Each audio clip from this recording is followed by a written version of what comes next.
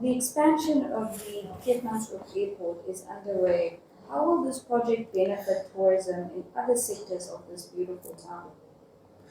Yeah, the expansion is very slow, and also there are mixed comments regarding that, because one of the things is the Finnish were very active and very excited to assist, but all of a sudden we heard that for now Keetmanshoop Airport is not their priority. But I was lucky to engage with the Indonesian ambassador, and he said, please, we need to talk about your airport, because he informed me that he is trying for the past 3 or whatever years to engage Keetmanshoop municipality and the government, Ministry of Works, so that they can do something there. So I hope, and I already start engaging with the ambassador of Indonesia. How will this project, once completed, benefit tourism in other sectors? Definitely, because most of the time tourists are forced or compelled to drive by car after a 10, 12 hours flight. When they arrived in Windhoek, they are compelled to drive down by car, which is sometimes not conducive for them.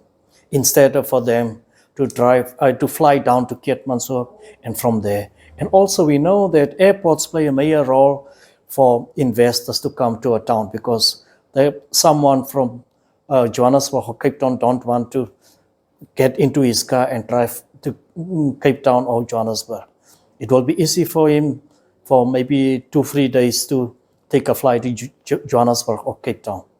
So it's also definitely a problem for investors. Are there any specific industries or businesses that the town council is actively trying to attract to Keetmans? Yeah, definitely. We need to align ourselves for those great development at our coast. At Lutra's green hydrogen, and in Oranjemund, the gas and oil recoveries. So we already started with talks of, we visited few weeks ago Mossel Bay. We talked to agriculture investors, and we also in the process of creating a logistic hub in Keetmanshoop. Since we are located very strategically, we are the gateway to the west, to the south, to the north, and also to the east. So we are actually having plans to really start off our own logistic hub, of actually to say a dry dock. So we engage many stakeholders. It will be premature to mention their names now, but as time goes, we will definitely give more information regarding that. What is your vision for the future of Keetmanshoop? Definitely, my biggest vision is to make Keetmanshoop, first of all, a Part 1 municipality, like Swakopmund and Walvis Bay. Secondly, we know that we are living in a technology world, so we want Keetmanshoop to become a smart city. And that's why maybe 2 weeks ago, you saw in the news that we signed an agreement with MTC, which will help us to realize our dream. What are some of the town's biggest challenges as well as opportunities in obtaining that vision?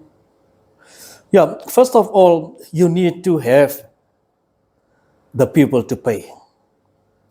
So that's normally the biggest problem.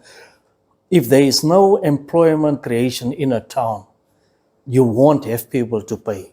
There will be no people to be able to pay. So we need to make sure that we create, as I've already alluded, that first of all, we need to create employers instead of employees. Secondly, we need to get investors to come and invest so that we can have people able to pay.